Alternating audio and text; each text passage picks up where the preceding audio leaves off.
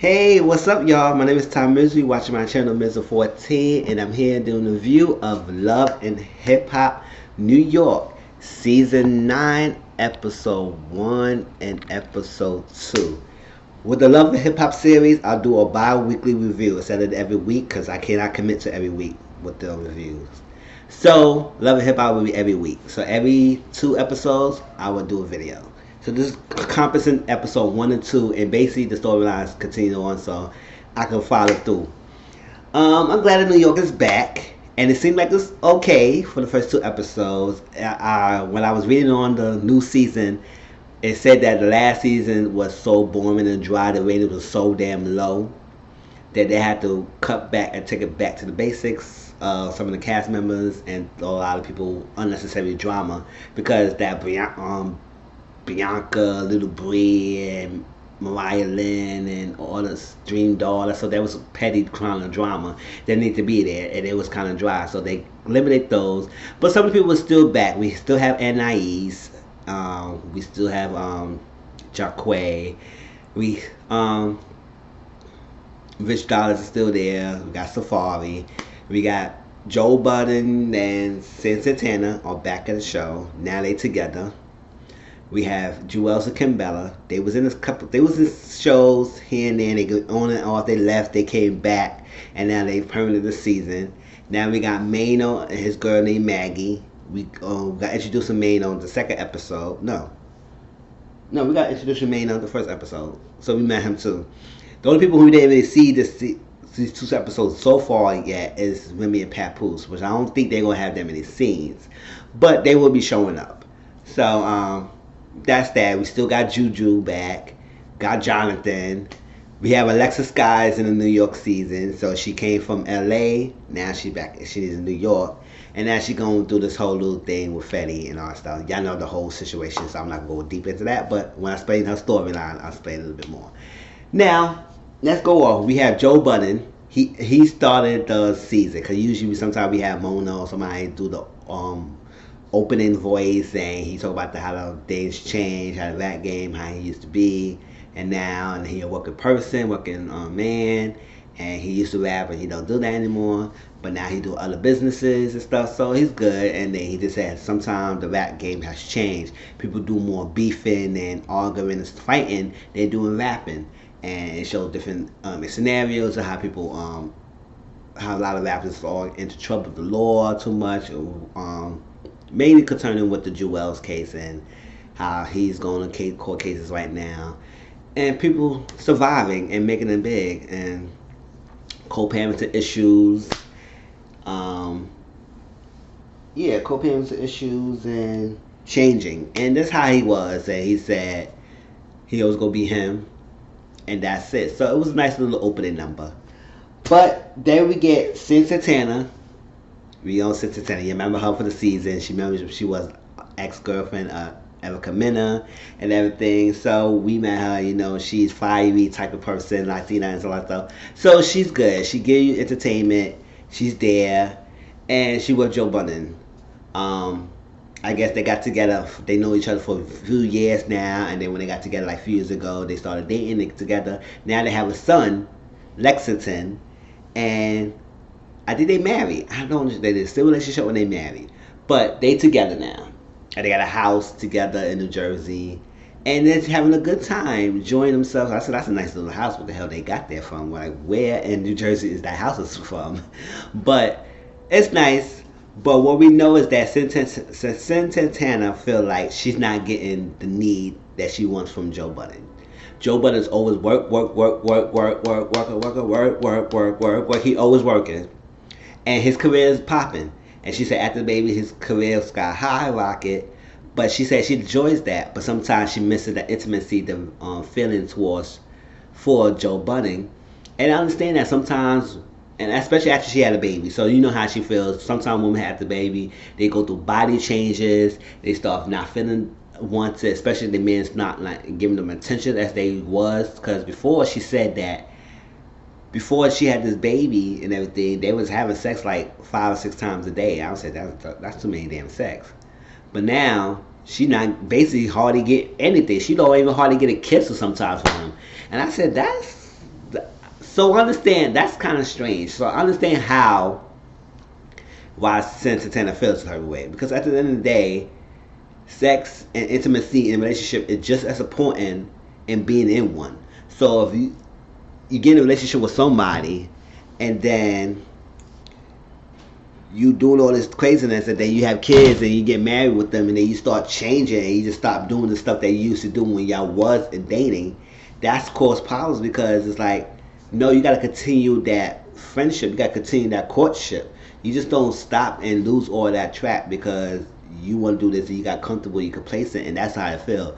She said that Joe is like an old soul man in his body, and he's not that old. Like, come on, don't prime yourself so far and you're not there yet, and he's still kind of young, vibrant. He's an old man, so old man, he like to stay in the house, do this, do that, all that stuff. And since she's like the young, fire, vibrant, nympho, crazy, and she just feels she needs the attention, so she's not getting that for Joe Budden. So it was like, it's gonna cause a little friction with her, and I guess maybe understand how she feel, like, cause after she had the baby, now she not being wanted as much. She not being she feel neglected, and she's going through a lot, taking care of the baby or her son while Joe was always out working. So she needs some intimacy, some eye for her, some love, some appreciation. And that's how it feels. So I sometimes, when I tell people, when you're in a relationship, don't lose your fire as you was when you're dating them, because you just got to continue that same passion, because it's always growing. So that was that. And then we get this thing with Safari, Rich Dollars, and Joe. And Safari from Hollywood, it's like he making his money. He going to Hollywood, back and forth from Hollywood and New York, Hollywood, New York. And they talk a little bit about the Lyrica and E1 situation, that he said he didn't have sex with her, he didn't do nothing with her, all that stuff. It's a misunderstanding. And Joe brought his son with him. And my bad. Cynthia wanted to do something with Joe because he came home. She said, "Oh my God, we got the baby's upstairs. Let's do something like stuff." And then he went upstairs. He got on shorts and took the baby downstairs with her. And she said, "What are you doing?" He said, "I want to see my son." She said, "He was flying upstairs. I was hoping we could do something about the pool." He said, "What you want to do about the pool?" I said, "Do something, man. You're a man. Fuck what you say. What you want to do?" I said, "Do something with the girl. She has got a hot year in Somali. Y'all was having sex 5 or 6 times. Don't lose that shit." It's like, damn, how the fuck you was going hot? You was hot and heavy having sex with her all the time, and not having sex with her. Come on now. There's only one or two things. You losing interest in her, you have somebody else on the side, or you just overworking, you don't want to do nothing. So sometimes, sin, you need to do something, take control. Like Benjamin said, you gotta take control of what you want to do. Sometimes I wait for him. Fucking just say, "Listen, blam. Pull out the dick. We're gonna do something. Let me suck it out. Or let me go in here, throw in the shower, like something. Do something. If you wait for him, do something and you take initiative for yourself. Because sometimes men will follow suit. The woman take initiative for what they want to do. Like, come on, you come home and you just laid out lingerie or something like that. He's like that. He had no but to do it. And if he turn you down, then that's gonna be something. But that was that. He just took the baby down and cleared the whole mood and all that stuff. So he had the baby there with them, and they was talking to Safari about what's going on. He said he performed at the Dykeman basketball game, and he said any pop artists and everything, they would perform there. But they both was like, it's not gonna be a good thing because it's usually not go well at the Dykeman thing, and especially if they're not feeling you, it will go bad. So they realized, like, with Safari performing there, it's not gonna go so well because they're not too likely keen to people performing there, and it's not up to par. So I was like, oh, okay. So we get Kimbella and Joel's. Now the situation with those two is that Joel's is on house arrest, and it just sucks for that happen. He's on house arrest right now because he's waiting on trial. He waiting for the date for the trial. So when he went in, I guess he got 30 days. He went to rehab center or something like that. He got 30 days. He got clean. So they get him out on bail. Now he's on house arrest. But instead of he's not with Kimbella at the house, they listed his mom as a third-party custodian. So he had to be at the house where they listed him at. So he had to be in house arrest with his mom in the house. So he got an ankle bracelet and everything. I said, oh my God, that's terrible. If y'all don't know, and I think I remember I heard about this situation, but I think I just forgot about it. But I heard that Joel's was at an airport, and I think I remember hearing about the story before. And he was at the airport, and he had a gun in his bag. When I was like, "Come on, you pack your own bag. Like you just had somebody pack your bags for you, or what?" Because I said, if I pack my own bag, I would know exactly what's in the bag. So how you would not know it's a gun in there? So basically, he said he didn't know it was a gun in there, and he fled the scene. They were looking for him, and he said that he was hurting. He was on medication. He was a doctor. He was he was addicted to the drugs. He got Percocet. He kept taking that. Then he become addicted to it. So I guess whatever that drugs and the thing got him paranoid. So he fled the scene, and he thought it was because of the warrant that he had at Jersey at the time. So he didn't want to get caught for that. But it was actually with a gun charges. So he was in trial for he got charged with gun possessions and drug charges, and that was that. So it is hard between those because Kim Bella's like she had to hold it down with the kids. They had two kids together, and it is tough that he's around over here and I'm over here and trying to co-parent it, and the kids are so young and they asking questions with daddy was that. And it's crazy because she went through a lot with this guy, like the drug addiction, drinking problems, infidelity. It's like she went through 9 years with Joel's. It stick with him through everything. And I said that's good for her. So they went to counseling session, and her name was Alicia, and they just explained about Joel explained about his situation, how he feel, what's going on, about taking the drugs, and what happened, what led to the situation right now. And Kim Bella, she was not like here for it all the way. She had a little trust issues and not. She wasn't here for the situation right now. And she would say, "I've been with you for 9 years, and it's a lot." And he said he never want to put her through a situation like this, and he felt bad and stuff. But it was at the time he was in it, like he couldn't stop. And she was like, things is this is the shock Rocky, but she go work with him. But she said even though that Joel's is out, she still can't feel fully have him. Because right now he's in the court thing, and then he got the house arrest, so he's not really free until everything blew out. So that was that. So then we get Alexis Sky. We know Alexis Sky moved from the Hollywood area, come over here, and the whole Masika, and you remember her with Hollywood season when her and Masika's battling out over the baby daddy, Fetty Wap. I said, how the fuck y'all battling over the one little guy who screwed both of y'all and it got you both pregnant and all that stuff? It was crazy. So she's over here.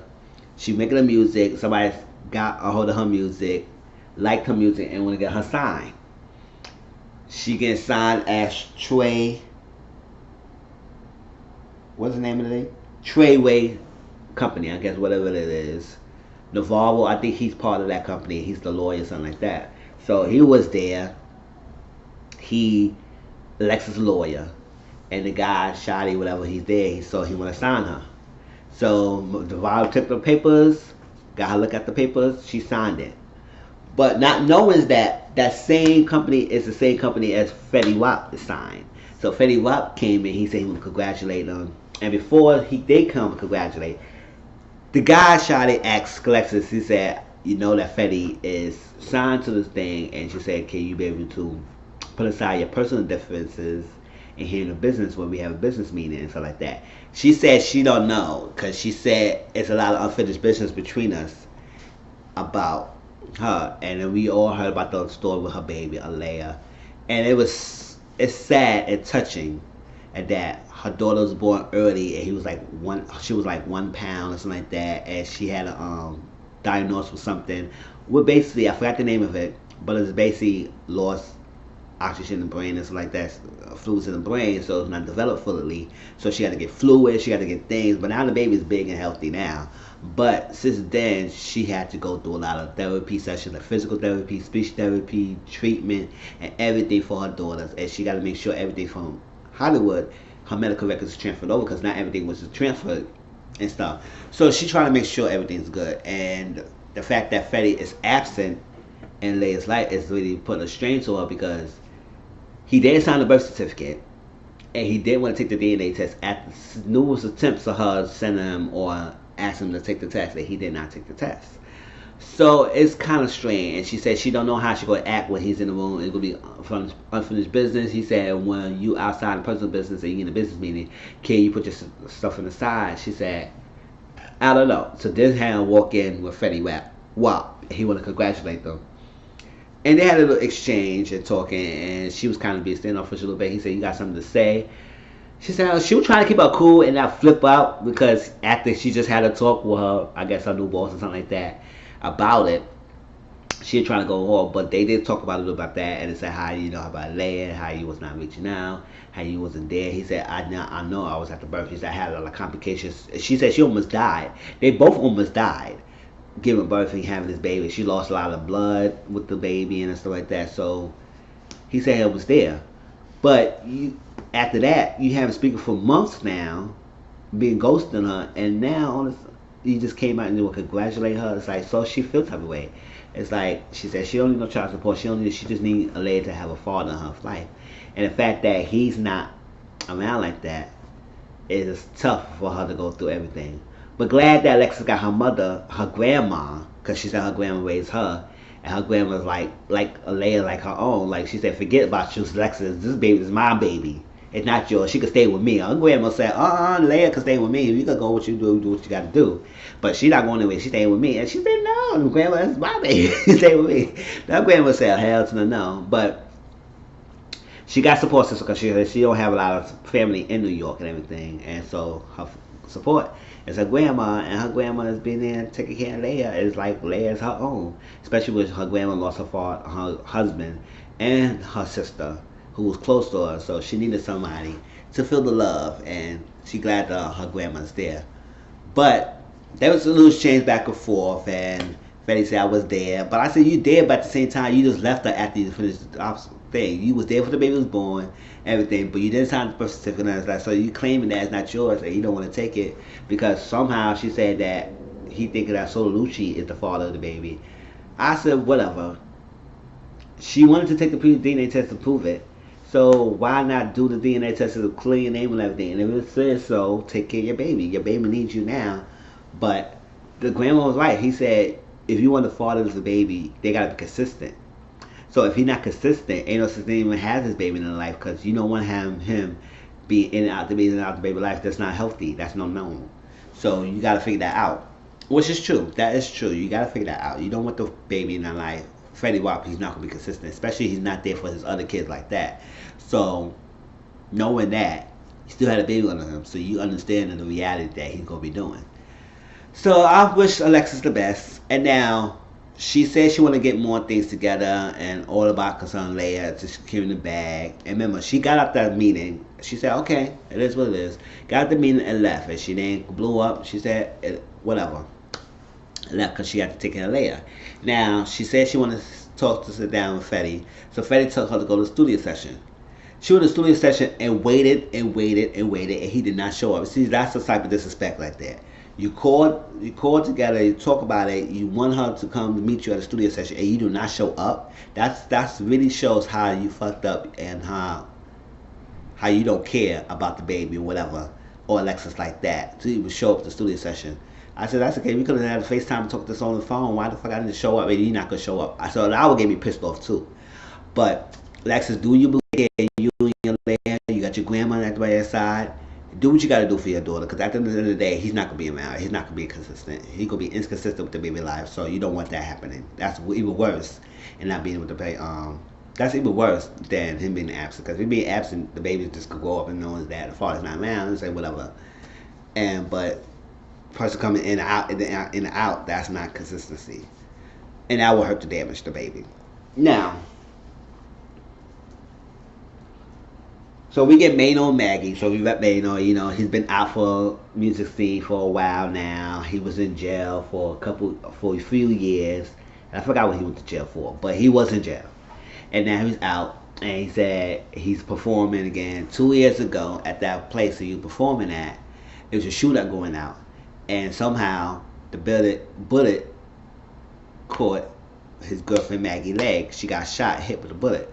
So the bullet is out, but now she feels psychological stress and damage by that situation. So sometimes when she go to close places and stuff, she don't want to be around because this is what happened. Like, I'm with your man and this is guy, and then the shooter come out. What about this happened? I could lose more than my life. It's like that when you never think like your lifestyle and understand. It's like you with someone who's in the rap game, who do this, and they create beef with other people. So whatever that person at, you gotta be prepared when you know that it shouldn't happen that way. When you know that something's gonna be popping off. Some people want to be gangster. Some people want to get rowdy in one night. Want to bring guns and start shooting and innocent bystanders just to get the person they trying to shoot at, but they're shooting other people around them. So Mano met girlfriend Maggie got hit, and so he says she got the bullet out. She coming physically, but psychological, mentally, she's not there.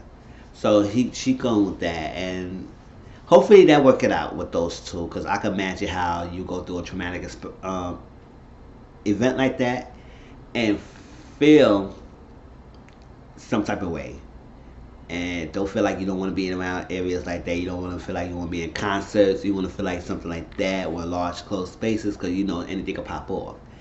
So hopefully she get the help that she needs and she can get past that, but also be cautious about going with them. So now we get Jockway and Joe Budden. Jockway confession, always talking like this. My name is Jockway. I said, why are you fucking talking like that? Like, why are you letting your like this? Like, come on now. Say your name is Jockway. You gotta go to my name is Jockway. He's single. Him and Cayenne, they didn't work it out. So they broke up.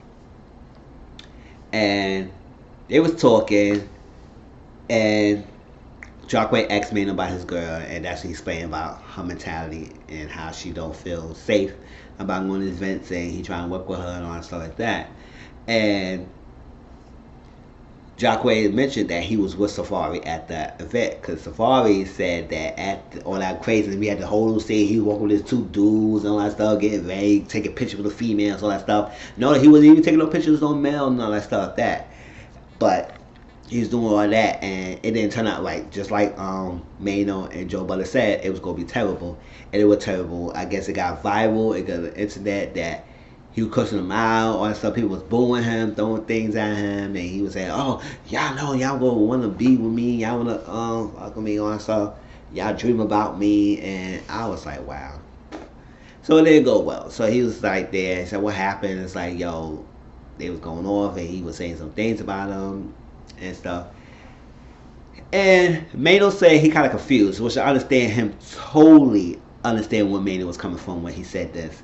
It's like a lot of people who come in this game in the entertainment business or rapping and stuff like that portray a certain image, and now you portray this certain image and people react to this image, and then when something happens to you because this is what you portraying yourself as, now you will become a different person and say like this is not you, you become different. So when he got robbed, he was in a radio station crying, but yet not too long ago you act like you been gangster. You can rob me, I put a Glock in your ass, or whatever he was saying, all that shit. That's like, Safari, you're not a gangster. You could look at Safari, he's telling you he's not a gangster.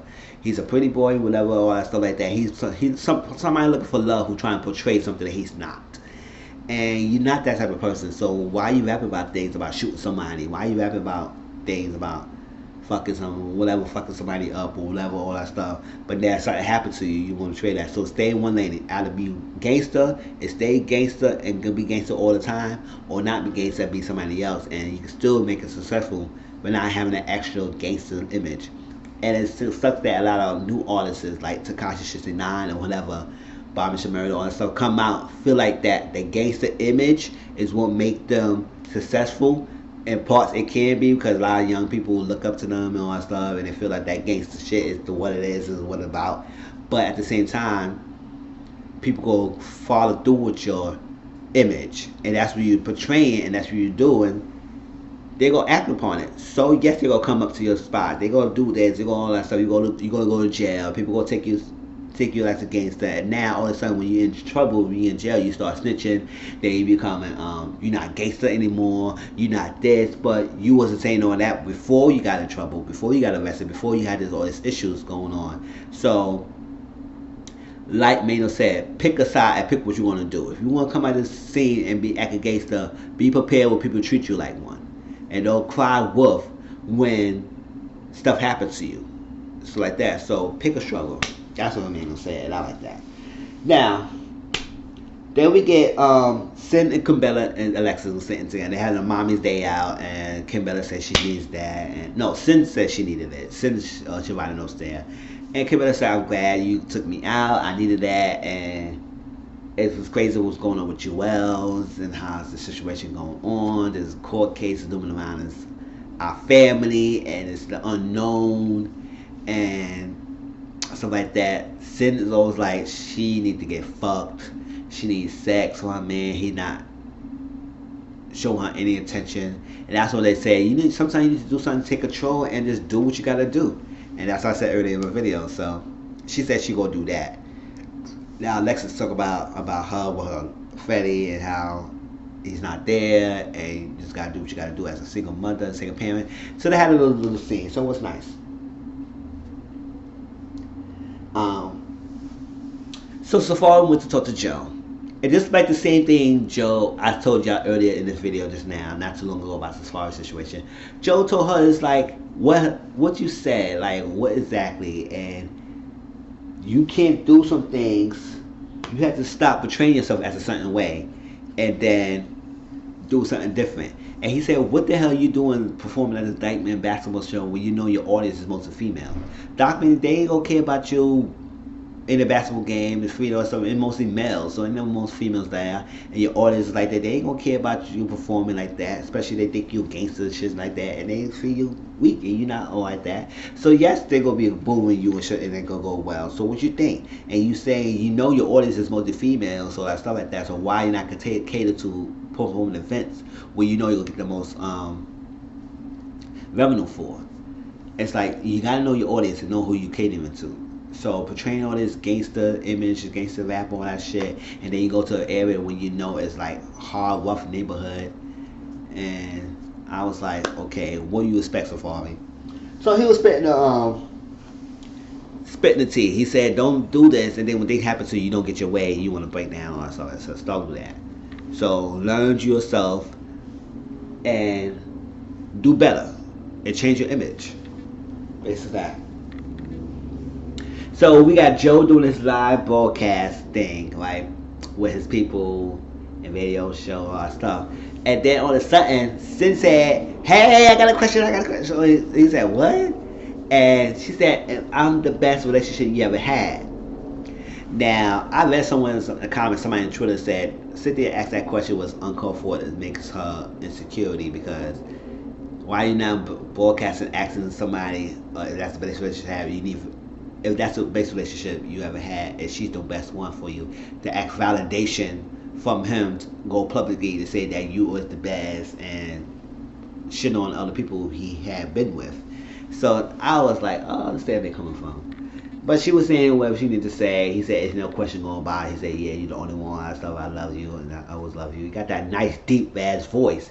I said, Joe Budden got that freaking sexy, take off your drawers kind of deep voice kind of shit. Especially if you're talking on the home phone with him. It's like, oh shit. And you can't fuck your girl. Like, come on now. Like, what is wrong? What's going on here? So Cynthia has a freaking whole ass plan. They was in a car and everything. Cindy's titties was all out, banging body. Like, the bitch's body is, oh sorry, this lady body is beautiful. Like, good banging ass body shape, whatever. I don't know if she got work done or not, but she got a nice little body shape. And she got the perfume and everything, because she bought perfume. Let me see. What the hell? Yeah. No, that's the next episode. But she was the one to do something. So she said she took the girl's advice. She said she wanted to do something. So she was in there and he was smelling the neck and she was trying to put his hand in his breast. He said, listen, since we're in the city, whatever, let's get a hotel room and stay in the room and spend the night there. And I think she said her mother had the baby, her daughter, no, her son. So let's do what we gotta do. And if I were Joe, I said, hell yeah, let's get a hotel and do something like that. And this is the old school Joe Budden, old cool poon ass. It was like, no, I don't want to go to a hotel room. I'm going to home and do it there. I said, fuck a home. Home is so basic. Go to the hotel room and hold out with your girl, with your wife for the night. Like, come on, it's not that serious. It's only one night. You act like you staying there for the whole week. Like, do rock the box real quick, make her feel good, and give her some dick. Like, come on now. Shit, I just don't understand how you was going to sex for 5, 6, 7 days and not having sex with her at all, no matter what. I know responsibilities change and you got things to do, whatever, but to not to do anything with her for that long ass time, like, come on now. And after she had a baby, so you can know how she feels. Women got needs too, so do it. And I feel as a man, you know you got needs too. Men like sex just as women do. So for you not to give her anything, like I said, it's either you doing something else on the side for somebody else, or you go to your work and you just want to deal with her. So what is it? You don't feel for sin anymore? Well, come on. So she got all pissed off. He said, I want to go home. He said, how will I come out here and say, who the fuck me? And they said, me or so. No, you said, you don't want to come to the hotel with me? He said, no. He said, fuck you, you sinner, looking ass, and everything. I said, oh, Joe, come on, just come on. Like, it's not that hard. She's basically telling you in your face that she don't feel neglected. Sex, yeah, she's asking for sex. But that's like a sub message of what she's trying to portray to you. She's trying to portray that you are neglecting her. You're not giving her attention. So she's trying to do as much as she can to get this quality time with you. But if you're not doing that, it's going to create problems. I'm telling you that. If you don't give your person attention as much as you should have been doing, they're going to step out. And you don't want that. And you could tell after having a baby, she feel like she not feel wanted. Like, you just showed her that after the baby, that's it. You just on work home and the son, and that's it. Don't even pay attention to her. After she the one who went by to change it to have your son. So it's like, come on now. So she was upset. It passed. Messed up with that. Alright, so Kim Bella and Joel's had a family outing, and she said this is a perfect time where we don't have much time like this, and this is a great day to have and not spend those time, so I want to cherish this. So while they was in the park playing and the judge gave him the opportunity to have the outing, he gets a phone call. He gets a phone call from his lawyer, and his lawyer said he has a week to make a decision. It's either you take the plea deal, which is 18 to 24 months, which is basically a year and a half to 2 years, or take it to trial, and if it blows, you get at least 5 years or more. So I was like, oh shit.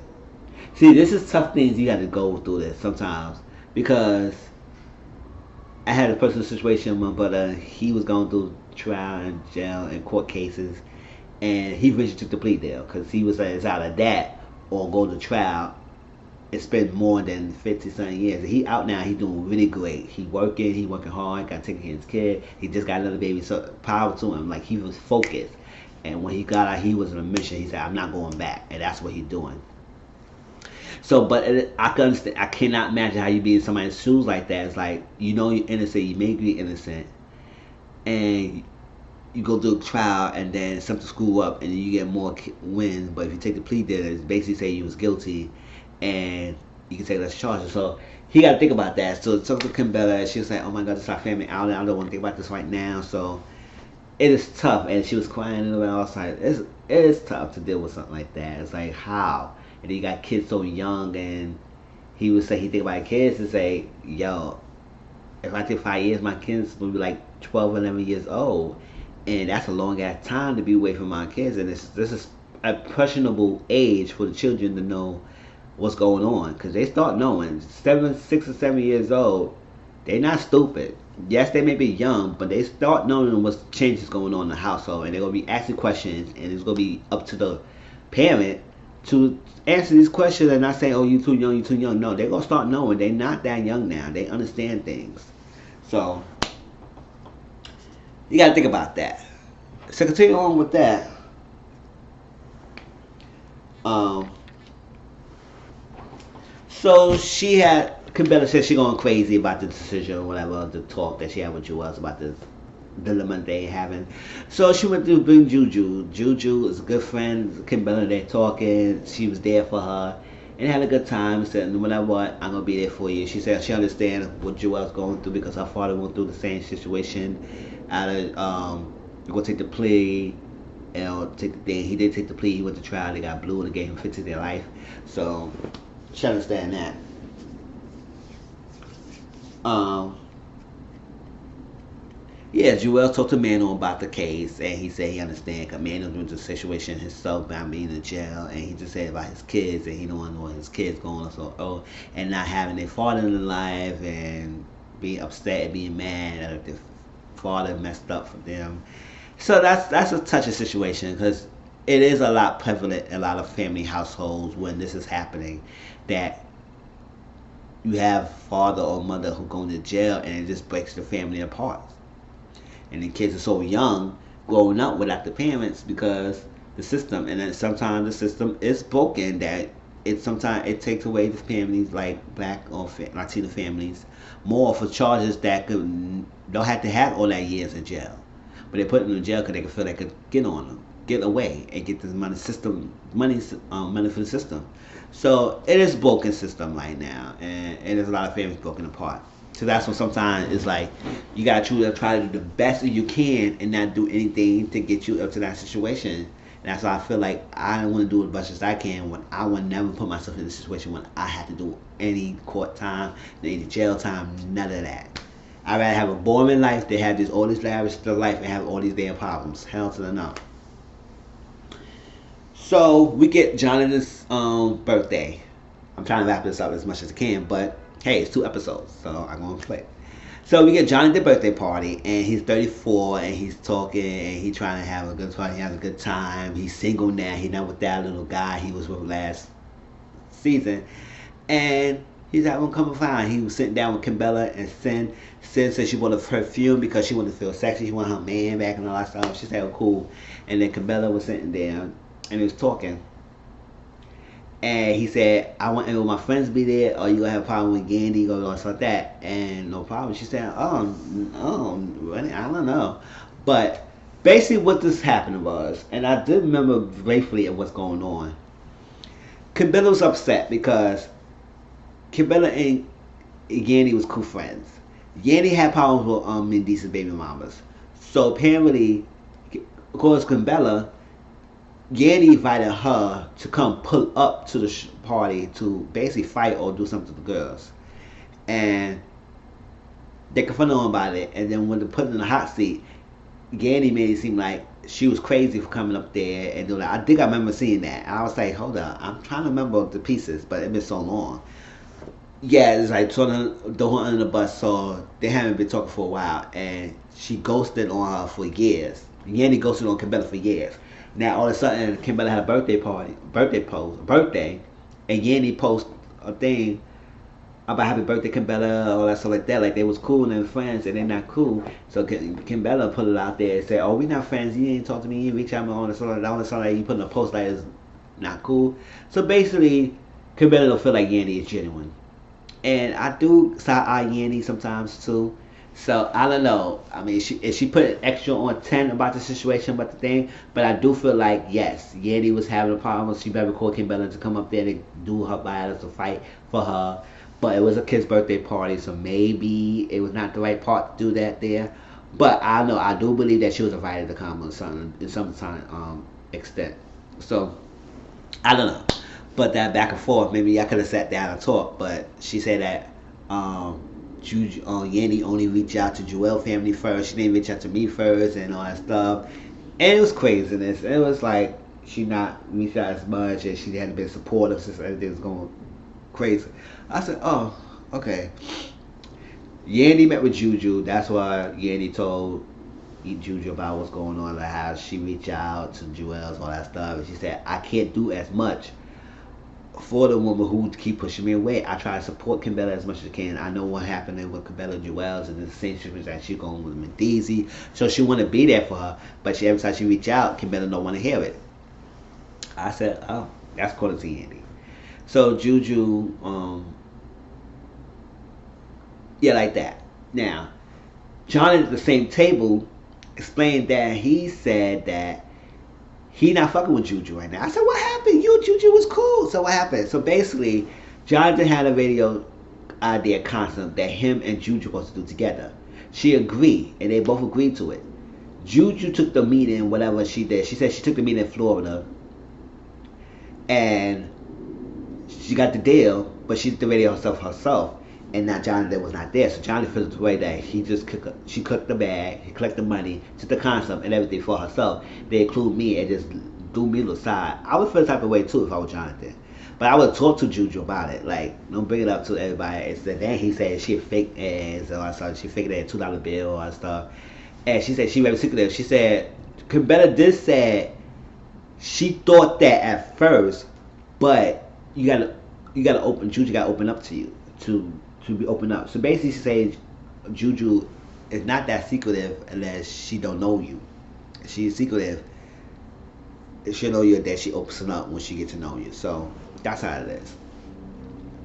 So he fits up away. And so I was like, oh, it's gonna be crazy. So let's jump start to let's go to the party. And then else was irrelevant. Oh, just so I remember that I think Cabela met with Juju, and Cabela told Juju about the party, and Juju didn't realize he had the party. She said, "Oh, you invited, you invited." No, Yandy told Juju about the party, and Yandy said, "Oh yeah, you invited." She said, "Well, he didn't call me and tell me about the thing." She said, "Oh, well, you invited, girl," all that stuff like that. So that's why. And then Juju told Cabela, and Cabela told Juju about what Jonathan said, how he not feeling rocking with you. He said you be all this, all that stuff. And she said, oh, let's go to the party.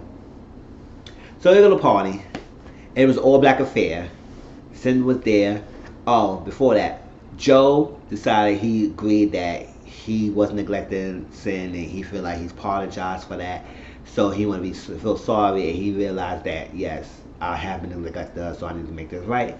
So he made her breakfast in bed, and he told her he took a week off of work, so he gonna take a vacation to Cabo, and he gonna put on work. So basically, put on some Sin, and she said she was happy about it. So I said that's nice, that's good.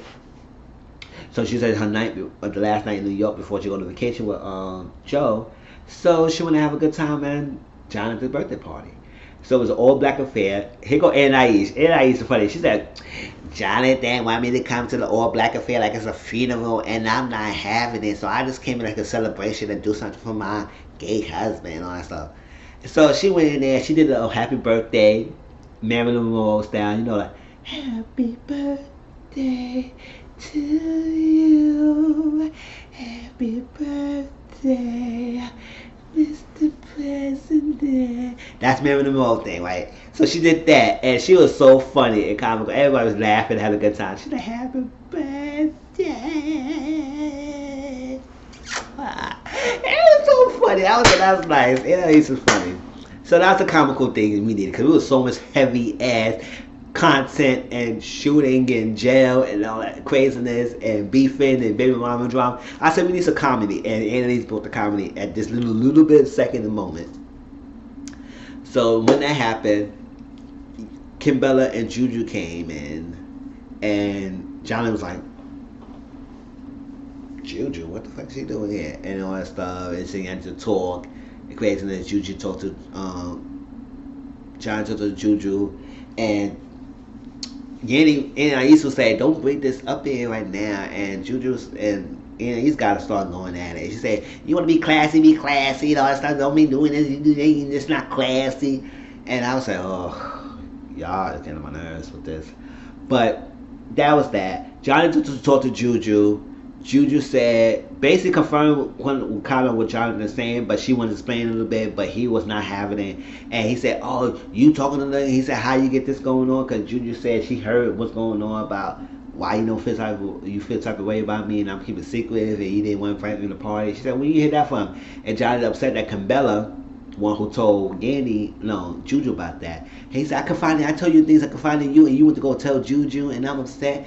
And Juju said, y'all have a problem with me being secret? And she said, no. He said, yeah, that's what you said. He said, no, not what I said. Camilla was getting loud. Cynthia was like, Sin was like, ooh, what's going on? I'm like, here. She was like, Sid was like, hold up. I'm not part of this drama. So let me sit there. I said, what the hell is going on with y'all people? But she sat there, and that was that. And here go walking Yandy. And I said, oh damn, now this going on. Juju said, listen, I'm gonna explain what I said. I'm gonna explain what I just say. Something this small don't need to be doing this, and all this crazy mumbo jumbo over this small little thing. We could have talked like that. I said it feel the same way. Johnny could have talked to Juju about that. Why you had this whole little side little thing. But that was that.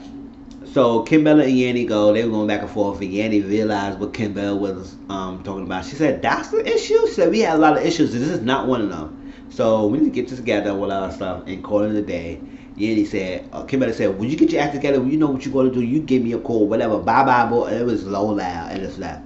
And that's how the season episode ended. I was like, season episode. The episode 2 ended. This is good stuff for the first 2 episodes. I can't wait to see more. It seems like it's really entertaining. It's not too over the top not over the top dramatic, but at the same time give you enough that gets you going, and there's not too much drama filled and too much fights. It's little arguments, little candidates and stuff like that. But it's good for 2 episodes. So I'm looking forward to the rest of the season. Hope I see y'all all later. Peace.